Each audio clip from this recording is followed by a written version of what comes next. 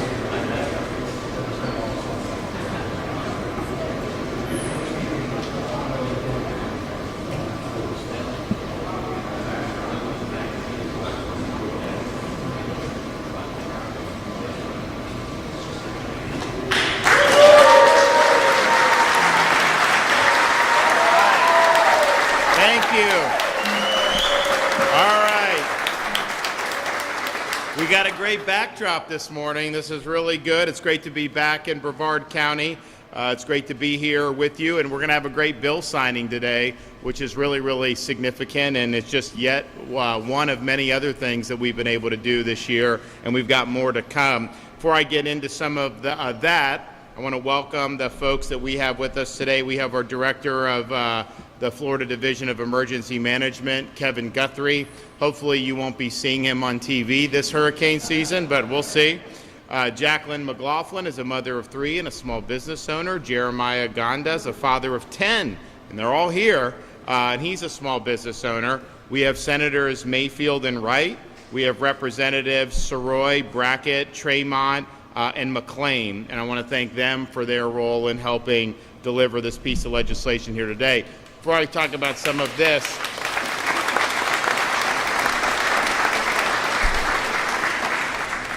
they've come out with, they come out with these things, and it is what it is, but Florida, yet again, was ranked #1 for parent empowerment when it comes to education. And we're very proud of that because we've stood up for the rights of parents to direct the education upbringing their kids, making sure parents have a role in knowing what's being taught in their kids' schools, and then school choice, empowering parents to choose the best school possible regardless of income. So we were able to do that. I think we've been number one most years in that since I've been governor, but I think that's a confirmation that we're standing for parents and children.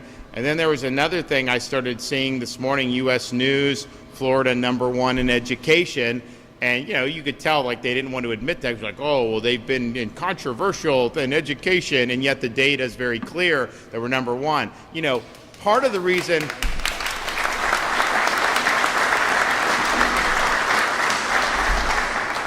And when the media says you do things that are controversial, that just means you do things that they don't like.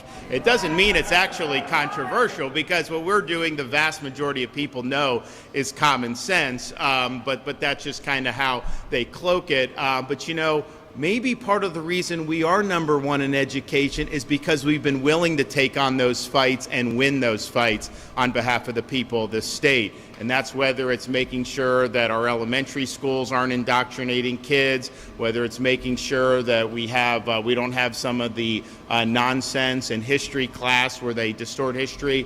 Maybe it's because we're actually focusing on education rather than indoctrination that we're able to do so much better. And so we're proud of that, and we're going to continue to do it. And we've done a lot in terms of some of the bills I've signed with respect to education already. We got more stuff coming down the pike in the budget, but we're proud of that. And notice also with higher education, you weren't allowed to take over university campuses in Florida with your nonsense. That does not fly here.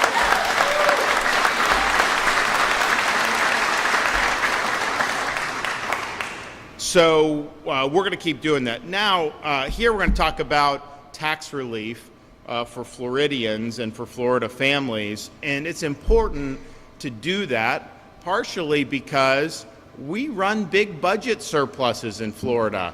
The federal government, they had like $1 trillion in new debt every 100 days, every 150 days. We're running big budget surpluses and actually paying down states' debt. So you have the national debt has skyrocketed, particularly in the last 10 years. In Florida, if you take our entire debt from the entire history of Florida, we've reduced it by over 25% just since I've been governor.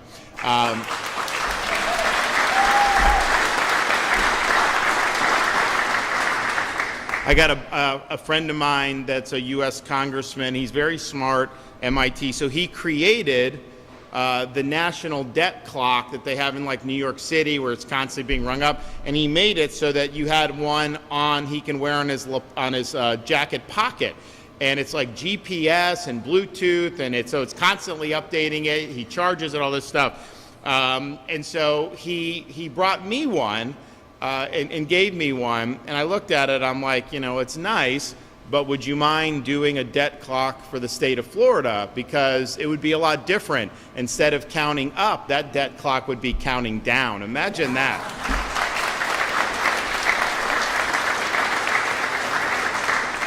So we have done that, and in the budget that I haven't signed the budget yet, but we're going to have, I think, another $500 million as part of our accelerated debt repayment program. So we're going to retire even more debt, and only if it's advantageous for us, because sometimes not paying it off right away is smarter, depending, so only if it makes sense. But we're going to do that, and you're going to continue to see the debt decline in the state of Florida. And since since I've been governor, we have the lowest per capita state debt in the entire United States. It's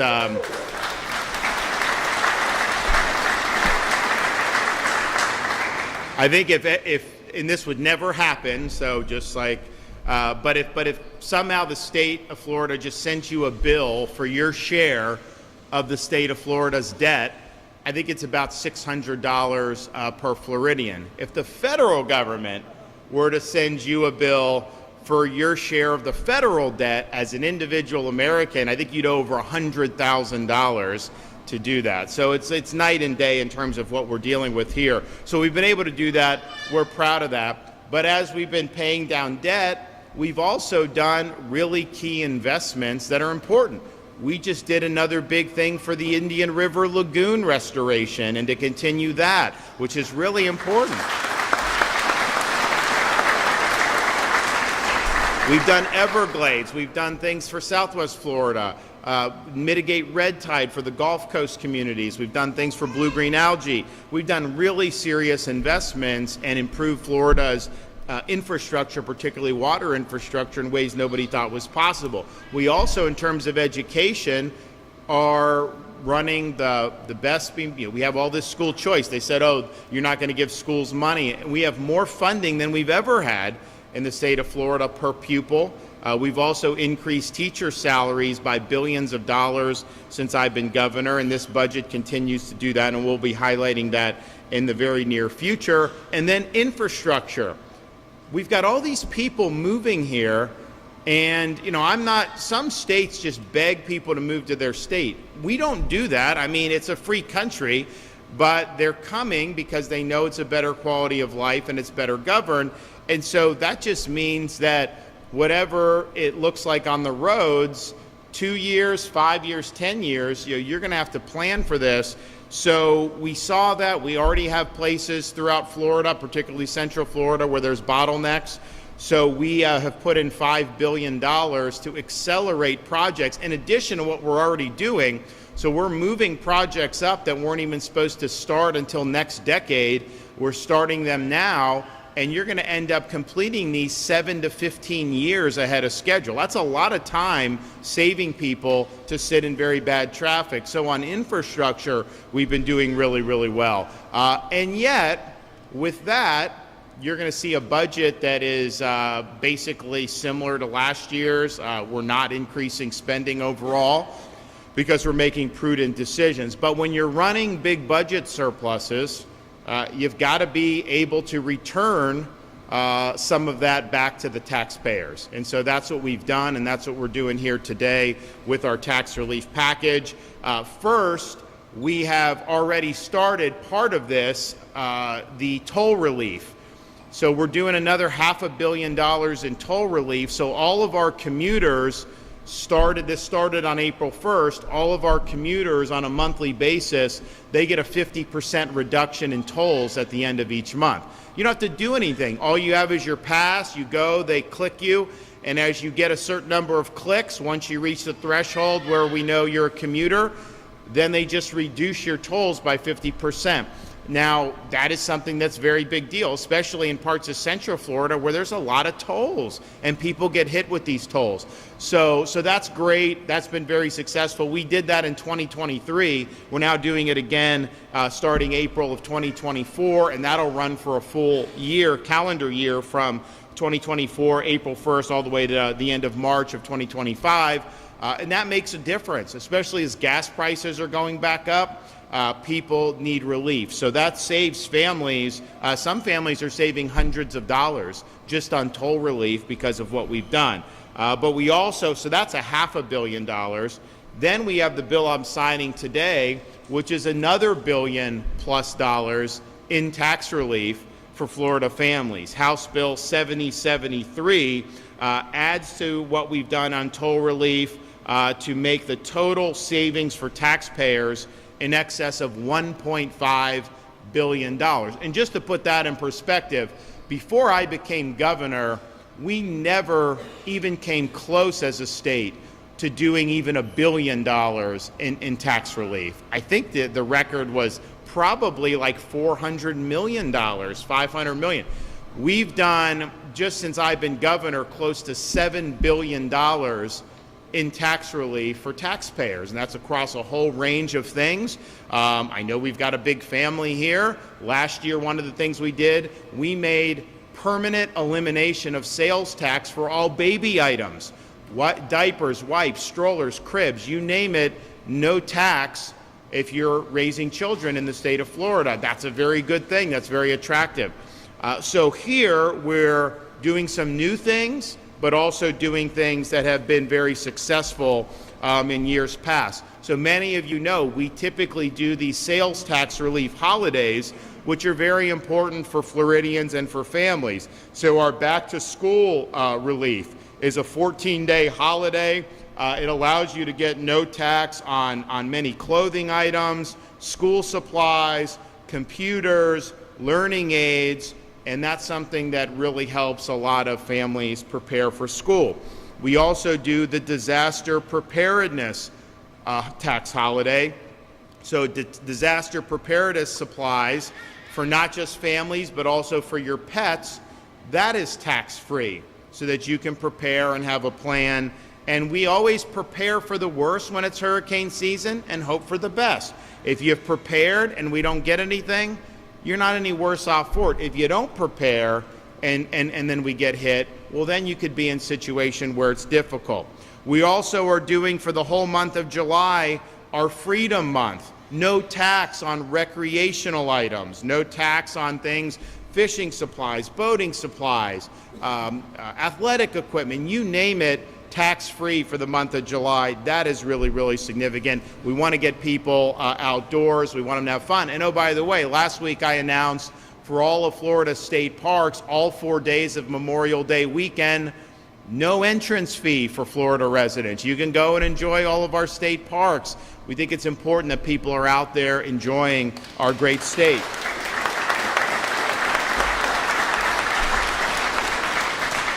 We also have our tool time tax holiday for tools used in trades, power tools, tool belts, boxes, things like that. That's September 1st to 7th. And that's saved a lot of people a lot of money. And some people are handymen, they're in business in this, but other people just have it around their house, and that's fine. Use it. We really want to do that. So the back to school sales tax holiday will be July 29th to August 11th.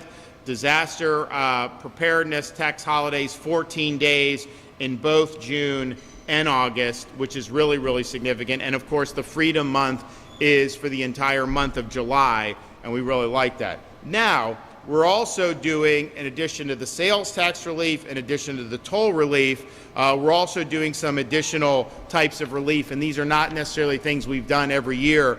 Some of this stuff is new. One, we are waiving all taxes on insurance premiums for a full year for homeowners policies and flood insurance policies, and so we're trying to provide relief.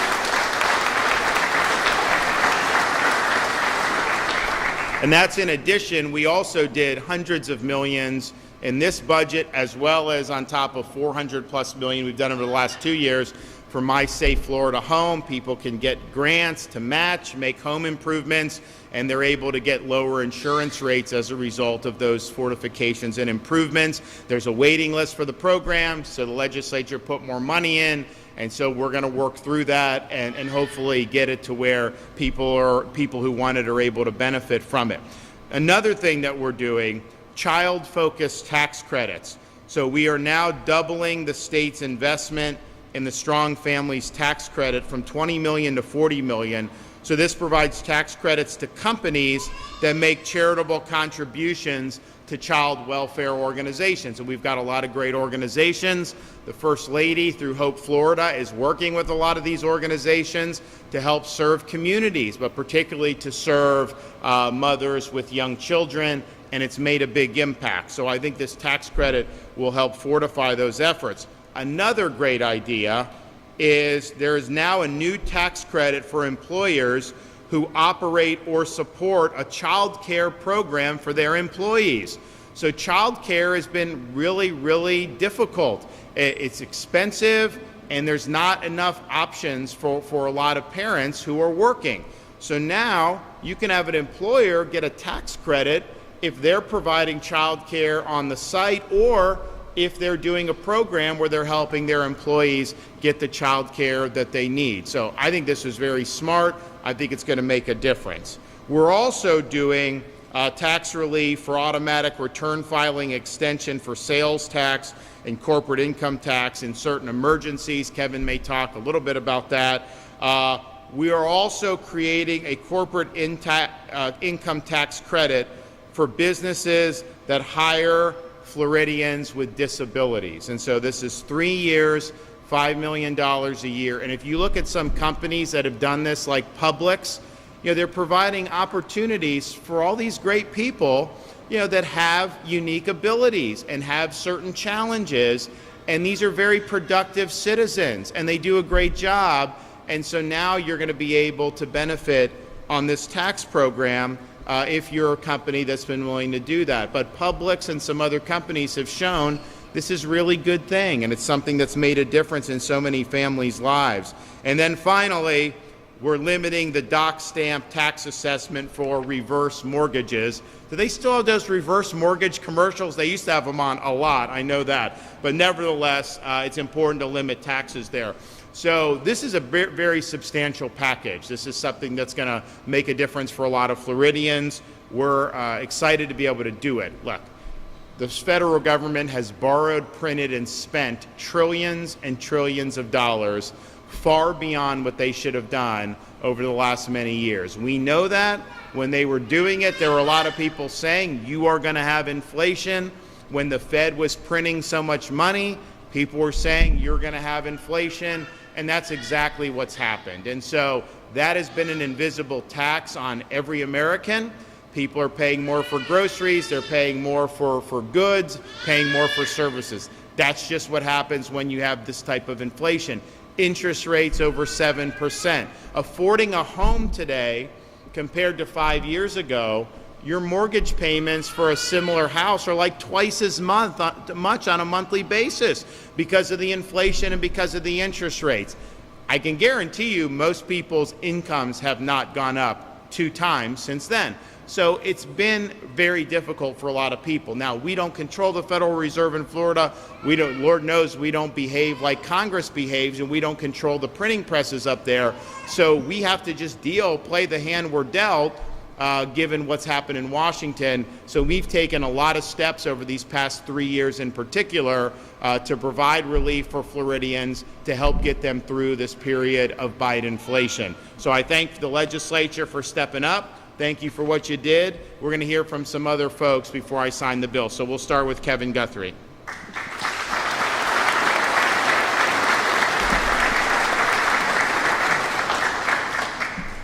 Good morning, everyone. And Governor, as always, thank you for your leadership. You're steadfast in your support of the Florida Division of Emergency Management and emergency managers across the state, and I certainly appreciate that. My name is Kevin Guthrie. I'm the Executive Director of the Florida Division of Emergency Management. As the Governor has already said, this year's incredible tax relief package includes 2, not 1, but 2 14-day disaster preparedness sales tax holidays. Those dates are from June 1 through 14, and then again August 24th through September 6th, which lines up with the peak weeks of hurricane season.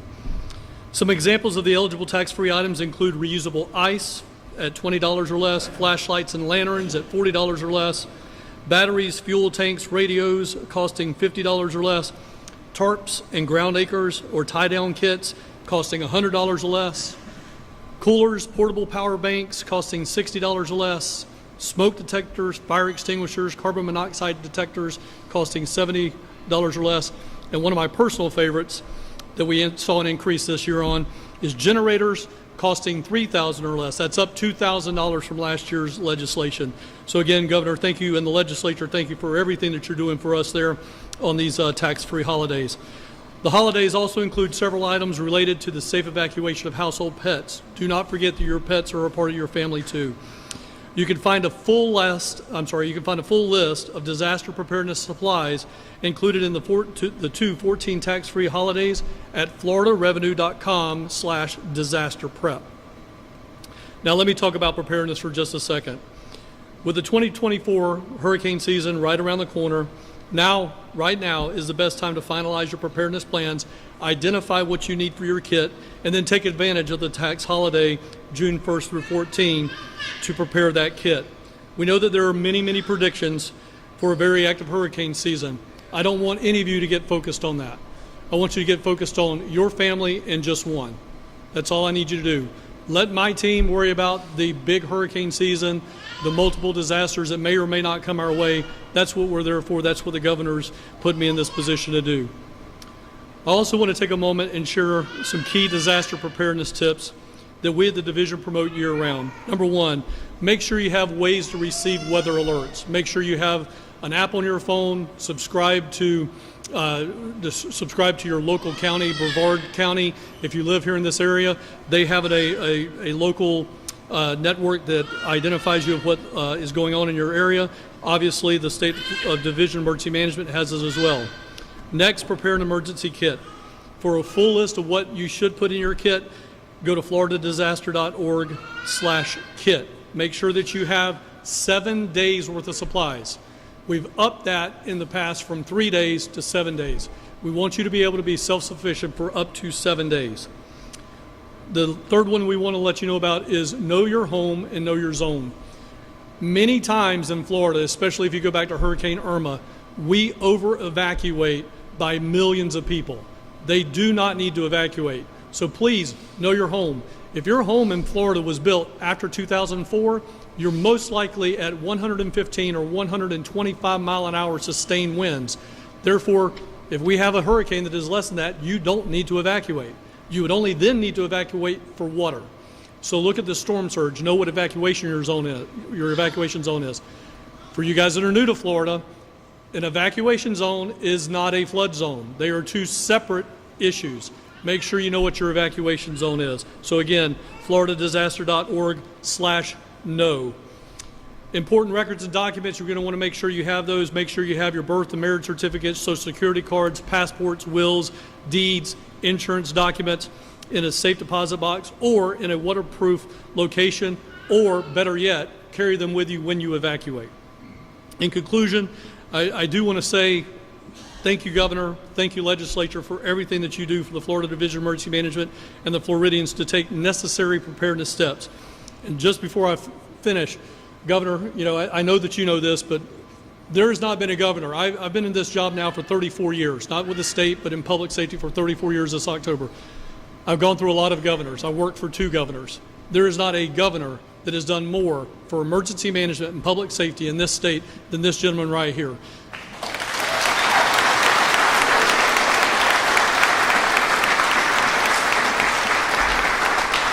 And I'm extremely happy to say that under his leadership and the policies that were enacted on his first day as governor, we've put $10.25 billion back in the hands of local governments to make sure that they're ready for the next storms. Thank you again, Governor. Appreciate you.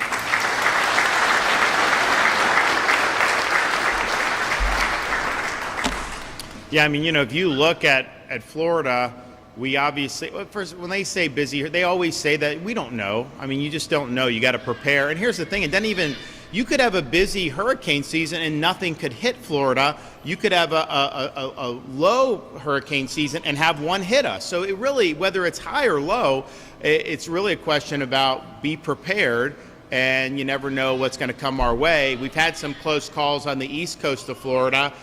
They typically tend to bend as they get kind of in this area, knock on wood, but you still got to prepare. You just don't know what's going to happen. And yes, we have to deal with this, but you would not want to have another state looking after you, given what Florida is able to do in response to these. And it's not just us at the state level. It's the sheriff here and his folks. It's your local folks in your emergency management in Brevard and other counties.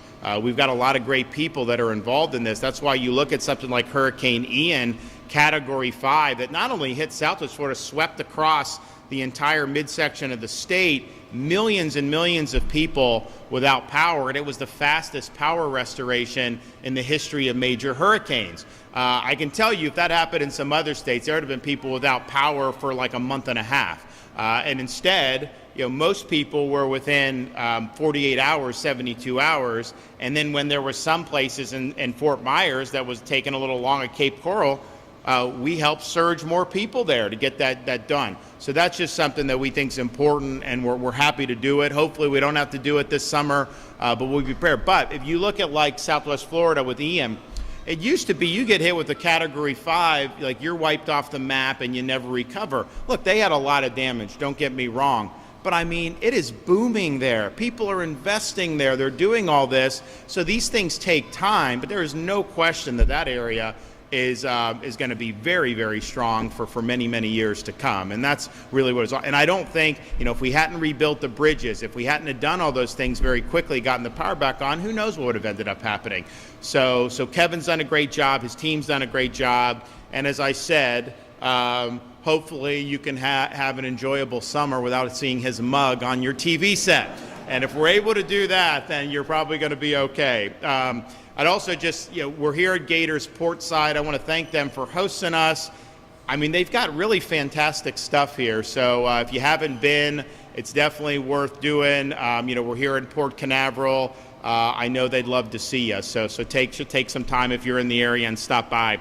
Okay, we're going to hear from a couple of our residents. So we'll start with Jacqueline McLaughlin.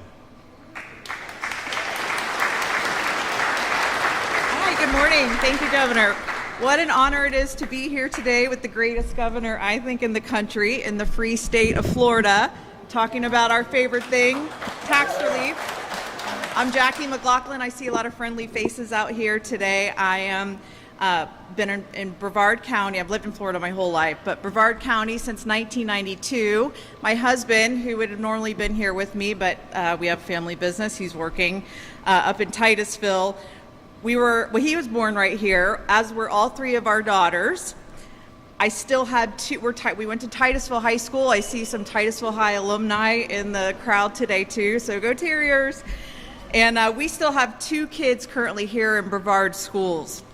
Our middle, Kate, is dual enrolled, getting I don't like to say debt-free college education at Eastern Florida State College while she's at Titusville High. I still call it BCC because that's what it was when I graduated from there. Our youngest, my little leaguer, is here, and she's not as enthusiastic as, of course, I am to be here. But she is a travel ball, so any travel ball moms out there that travel to the faraway lands of Claremont, thank you for the toll relief, because it is expensive. We don't have tolls here in Brevard County, so to get to the other side of Orlando, the governor's helping make that a lot less expensive. And our oldest daughter and her husband are expecting their first baby in August, so thank you for the baby stuff, tax relief. I'm here today to tell you how I am a diehard fisherman. I am a working mom. My brother, my husband, and I own and operate a second-generation small business here in Brevard. We're a commercial door and window contractor, commercial and construction specialties up in Titusville that services the Space Coast and surrounding areas. So whether it's at our office or around our kitchen table, like most families and small business owners, we're constantly talking about how to make our dollar stretch. That's why I am so excited every time I see this common sense tax relief that comes from the governor's office, from our legislature, and the list is long and it really touches every corner of my life. Parents in here, I can hear the parents in here, know how expensive it is to send our children back to school, to have them active in sports, and that's just our side of it. I'm the daughter of a veteran teacher, 25 years here in Brevard. She's about to retire, and I cannot count how much money out of her pocketbook that she put into her classroom. And even when we didn't really have it, she found a way to make sure that we had the tools, not just my brother and I, but her students had the resources they needed to be successful in the classroom. So the continuance of the back to school holiday, it doesn't just affect my pocketbook as a mom, it's crucial to our teachers' wallets. It's so wonderful to see that, because they don't just pour their hearts into teaching, they pour their wallets into their classrooms. Growing up, when my mom was a first-year teacher, my dad decided to start his own business. We didn't have a lot of money, so we didn't go on expensive vacations. We spent our summers at the beach because it was free. Surfing and fishing and camping all summer, all day, every day. We went fishing. We camped here at Jetty Park in an old tent just so that we could wake up on the beach, and went places that were either free or very affordable, like Dollar Theater. Remember the Dollar movies that were second run movies we went to? So thank you for relieving the tax on that. Thankfully, my dad didn't only pass on his love of the outdoors to us, he persevered through the hardships of owning a small business. Now I'm proud to say that he's passed down the skills of a tradesman to my brother and I, and that we've worked together growing our little company our father founded so many years ago. We've worked hard, we've grown organically, and we pinch pennies wherever we're able to so that we can continue to grow and continue to hire and continue to train the next generation of tradesmen. So all of this tax relief that we get in the form of the tolls when our vans are on the roads, it all ends up going back into our business and into our community. And unfortunately, under Bidenomics, that's getting a lot harder for Americans to do. Literally everything is more expensive. The tools, the PPE gear, fuel, everything. We service a lot of Central Florida, so our vans drive under those toll booths quite often. But thankfully, the governor and our legislators here recognize the nickel and diming. They're smart, they're paying attention, and they're listening to Florida families, to the things that matter the most to us. He's made sure that we can get relief on the toll roads. He's passed relief on hurricane preparedness, the tool tax holidays. My guys used to buy work boots. So at the end of the day, all those pennies, pinching the dollars, they all add up, and it means that our hard-earned dollars stay in our pockets. I could go on and on of the list of the ways that the governor is working for Florida, but I'll wrap it up with thank you. Thank you for working for us. Thank you for listening to us and looking out for us. Thank you for the tax relief, for keeping Florida families safe and strong. God bless you, your family, and may God continue to bless this great state of Florida.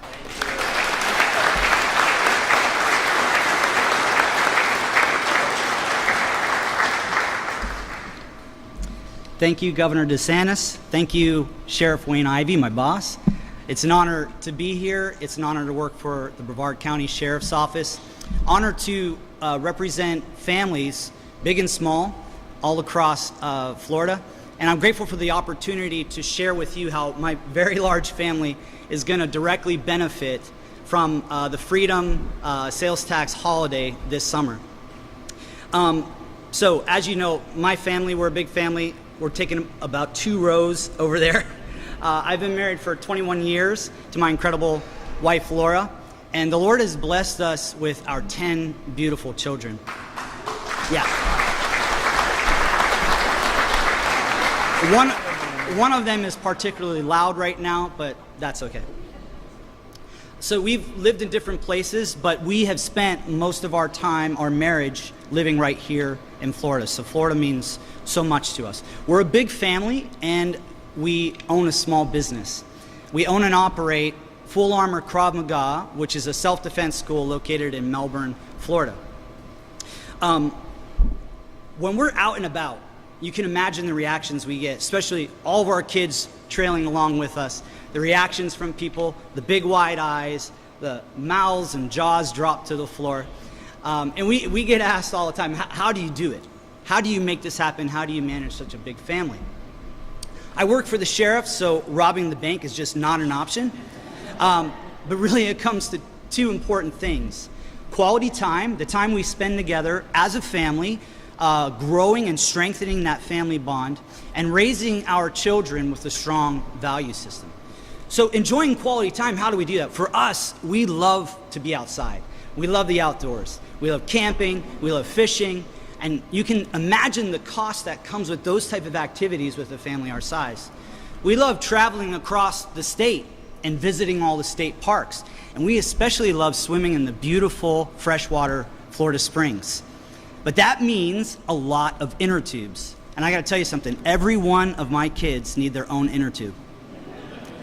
If you're traveling across the state, we talked about tolls. And so we are grateful for the governor's toll relief package that's gonna help our family save a lot of money. And now we can use that money towards other things like buying a lot more inner tubes. All these things we enjoy, and with the sales tax holiday, it's going to make our summer that much more affordable, so we are so grateful for that. Quality time, number 1. Number 2, raising a family with a strong value system.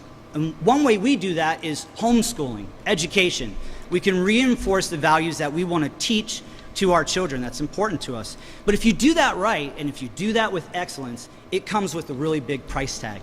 So we are grateful for the sales tax holiday, the back to school savings that our family is going to receive when we purchase things like educational materials, resources, puzzles, when we purchase clothing, all those things that enrich our children's education. We're grateful for that. As a middle class family, raising 10 children, being frugal is a necessity. And especially now in the times we live in, when you have crazy high inflation, when the economy is really hurting us right now, it's at that time that we look at the tax relief that the governor is initiating and creating for us. And now, using the freedom sales tax holiday, our family and other families all across Florida can start to do the things we want to do this summer to build those precious memories that strengthen our family. And we're grateful for it. And now, here we are, and we can have a summer that our family is going to remember forever. And so we thank you, Governor, and we appreciate it. God bless you all.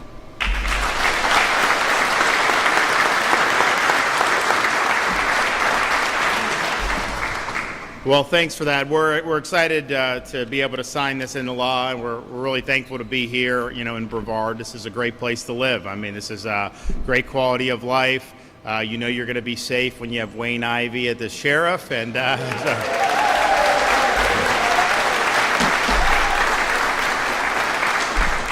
and I know we've had a lot of good folks here, really involved in education, a lot of other stuff. So good on Brevard for that. So anyone that's going to participate in the bill signing, you can come up and stand behind here, and we'll make it official. So come on up if you're participating.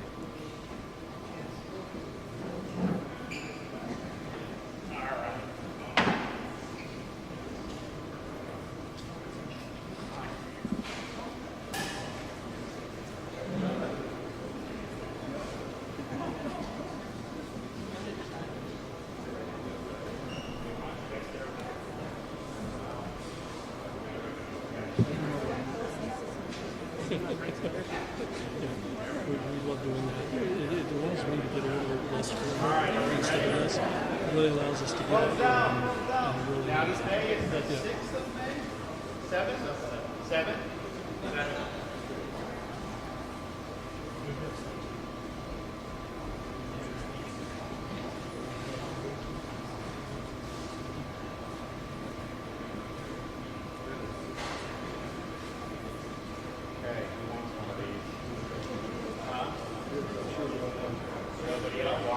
So all the little kids, yeah, all right. This is waterproof, so you don't have to Okay. You want one? Who else? Okay. Here, pass it down. I got one more. All right, I got some more of these kids. Any more? Any other kids in the gallery? All right, you look good enough. Okay. There you go. Anyone else? We'll give one to Greece. Yeah, good. Okay. Right? Okay. All right. Here we go. There it is.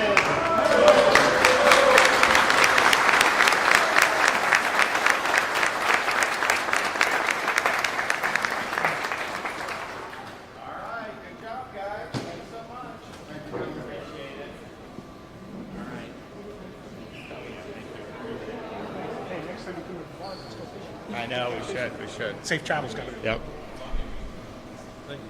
Oh, yeah, thank you. Appreciate you. Thank you, sir. Thank you. Yeah, thank you. Yeah, of course. Thanks, buddy. Yeah. Well, we were able to hand out the non-permanent markers for the kids. We learned our lesson on that years ago. And if you're keeping track of 10 kids at home, I think the last thing you want to have to worry about is Sharpie all over the walls of the house or all over them. But I will say, if you have any advice on helping with a very testy 4-year-old, my wife and I would love that, because we've got a lot going on, even with 3 in our household. So this is great tax relief. We're going through the budget. We're going to be able to sign the budget probably in the not too distant future. And I think we've highlighted a lot, we'll highlight more, but this is really as good as it gets in terms of how government's supposed to operate. I can tell you, they're taxing and spending in states like New York and Illinois like you wouldn't believe, and the citizens are getting hosed as a result of that. We're standing for taxpayers, and we're doing it right. So thanks for everyone that's been involved. All right, got any questions?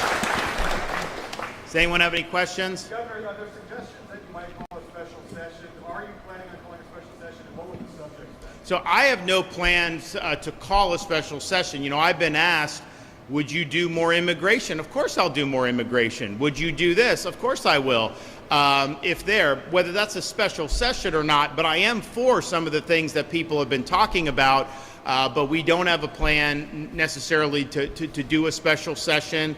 You know, if there are things that we need to do, then I'm sure that the legislature will want to do it. But as of now, we're moving forward with the budget. You talked about education. There was about 25 students or people that camped last night at UCF, even though graduation is coming on. What's your response to people still protesting on Florida campuses?